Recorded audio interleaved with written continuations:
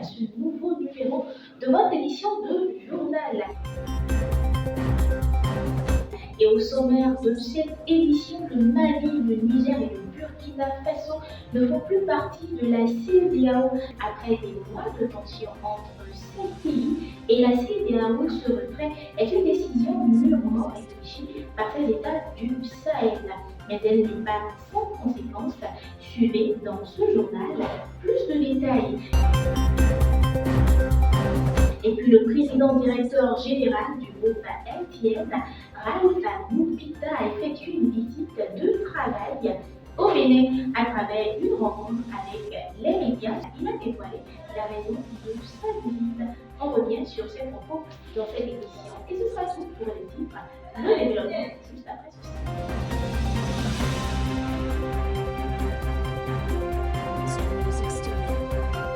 À nouveau, bienvenue à tous, réunis au sein d'une alliance des États du Sahel, la AES, créée en septembre dernier pour lutter tout d'abord contre les groupes djihadistes.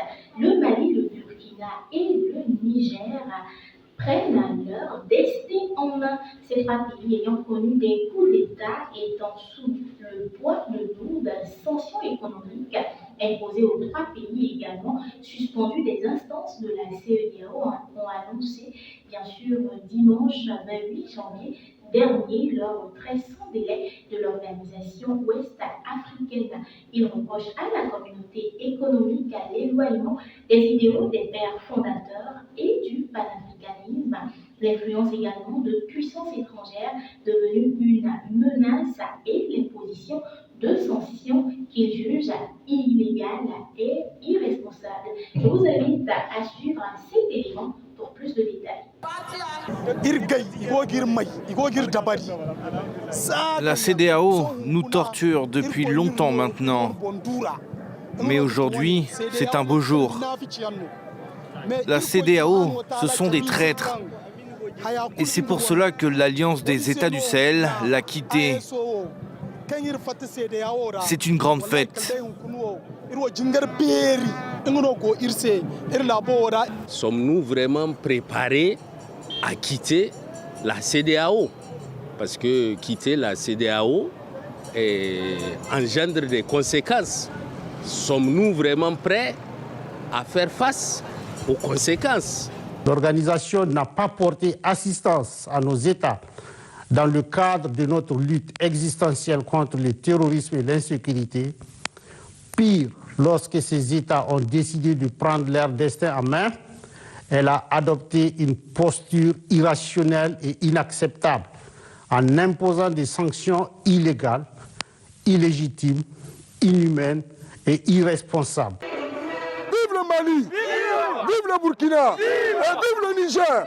Le Niger entier est pour le retrait du Niger de la CEDEAO parce que les sanctions sont en train de frapper tout Niger. Regarde, on a eu pas mal de décès. La coupure d'électricité, nous femmes, on souffre dans les maternités.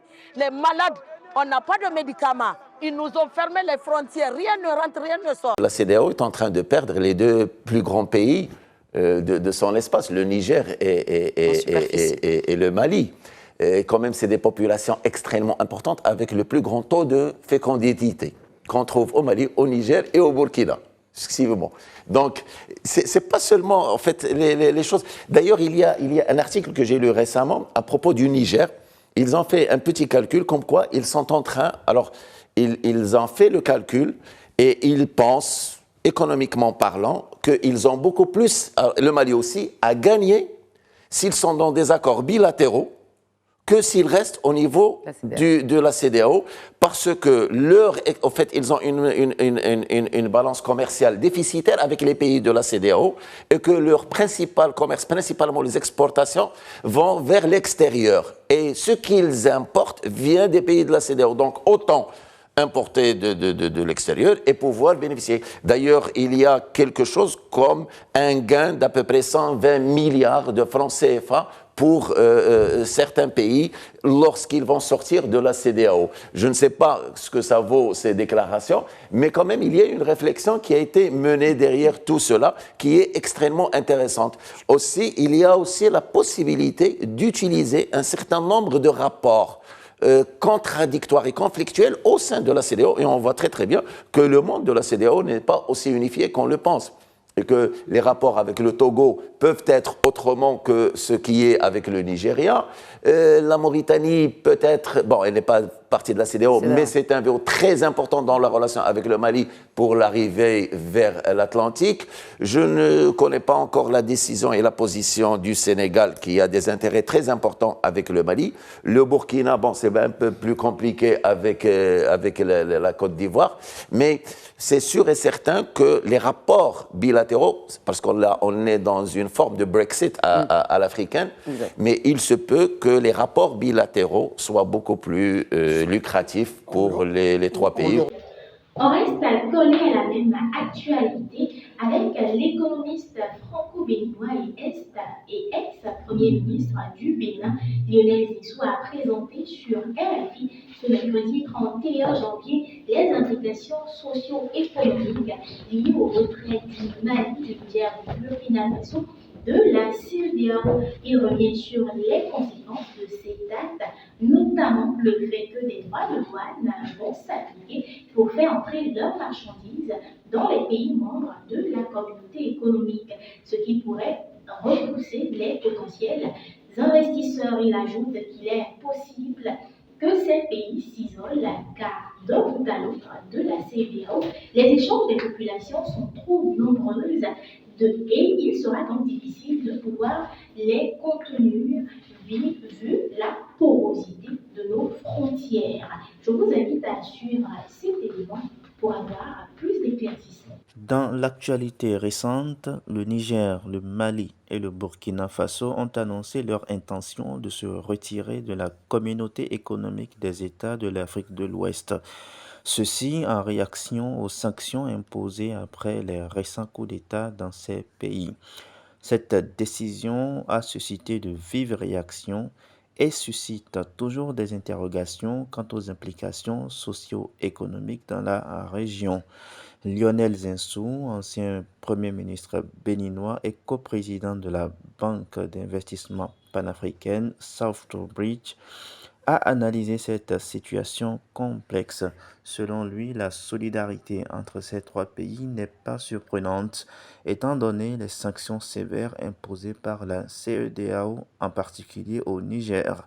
Cependant, il souligne également les tensions entre les principes démocratiques de la CEDEAO et les défis économiques et sociaux auxquels sont confrontés les pays du Sahel. En ce qui concerne les prochaines étapes, l'ancien Premier ministre béninois envisage une médiation ou une négociation pour résoudre cette crise. Il anticipe une phase de transition plutôt qu'une rupture immédiate avec la CEDEAO. Les conséquences du retrait de la CEDEAO pourraient être importantes. Des droits de douane supplémentaires pourraient compliquer les échanges commerciaux pour les entreprises des pays sahéliens et dissuader de nouveaux investisseurs. De plus, la géographie enclavée de la région rendrait difficile l'exportation des productions vers les marchés voisins. Notons que cette situation soulève de nombreuses questions quant à l'avenir de la région et à la manière dont les pays sahéliens navigueront dans cette période de transition et d'incertitude. Et pour finir, Ralph Mopita, je l'ai annoncé en titre, le président directeur général du groupe MTN a foulé le sol béninois après une première visite en 2022 où il a principalement été question de soutenir le système sanitaire du Bénin. Celle-ci aborde plusieurs sujets d'intérêt général et de développement. Il s'agit notamment de la promotion des lycées agricoles, la construction du siège de MTN Bénin, divers investissements dans l'économie béninoise, mais aussi la célébration des 25 ans d'existence de MTN Bénin. Notons qu'il a également été reçu en audience par le chef de l'État, Patrice Talon. MTN a 25 ans aujourd'hui au Bénin, c'est une fierté, c'est vraiment une joie d'appartenir à une grande entreprise comme MTN. 25 ans de collaboration, 25 ans de relations, 25 ans d'amour avec la population béninoise. Et comme dans toute relation, tout n'a pas été. Chaque jour, nous essayons de faire un peu plus. C'est 25 ans de belles aventures. Nous avons eu la chance, ça fait quand même plus de 10 ans. Je suis à MTN, j'ai vu Ariba passer. J'ai vu fier que nous avons l'arrivée de notre PDG qui nous donne, qui nous réconforte encore et qui nous aide à pouvoir croire au lendemain encore meilleur avec vous les abonnés. Benin is a very important part of the MTN group. Le Bénin est une partie importante du groupe MTN. Il est donc important que je vienne de temps en temps au Bénin pour rendre hommage à Uche et à l'équipe qui ont fait un excellent travail en construisant une entreprise très moderne et puissante qui soutient la croissance du Bénin. Sujet. Tout d'abord, notre engagement à investir en permanence dans la construction d'une infrastructure numérique au Bénin ainsi que dans les services.